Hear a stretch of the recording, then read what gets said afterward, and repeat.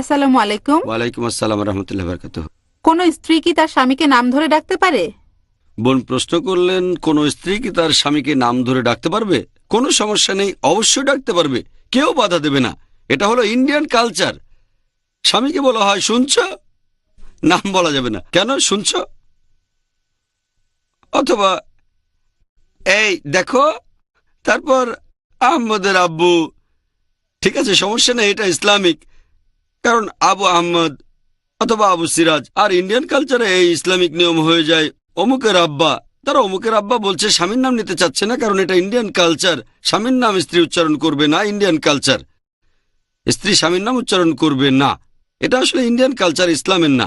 ইসলামের নাম বলা যাবে, তবে আপনাদের বড় সন্তানের বাবা বলেও ডাকতে পারেন, এটার অনুমতি আছে। এটা আরব কালচার, এটা ইসলামিক কালচার না, আরব কালচার। আরবে আছে, আর এটা ইসলামেরও একটা অংশ যে রোজ কিয়ামতের দিনে পুনরুত্থানের পর আমাদের বাবার নাম দিয়েই ডাকা হবে, তাই নাম ধরে ডাকলে কোনো সমস্যা নেই। এছাড়া অন্য কোনো জায়গায় স্ত্রী যদি স্বামীকে নাম ধরে ডাকে, কোনো সমস্যা নেই।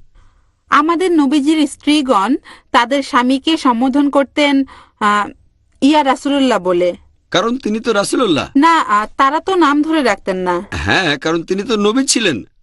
যদি আপনি কোনো নবীকে বিয়ে করেন, দেরি হয়ে গেছে, অনেক দেরি হয়ে গেছে। ধন্যবাদ। রাসূলুল্লাহ তো অনেক বড় সম্মান। তিনি স্বামী ছিলেন হযরত খাদিজা, হযরত আয়েশার, আল্লাহ তাদের শান্তিতে রাখুন। যেহেতু তিনি রাসূল ছিলেন, এমনকি সাহাবীগণও তাকে রাসূলুল্লাহ বলতেন।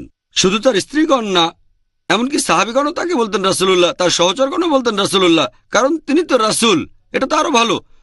তবে স্ত্রীগণ নাম ধরে ডাকতে পারতেন, যেহেতু তিনি আল্লাহর রাসূল, তারা সেজন্য আরো বেশি সম্মান দেখাতেন।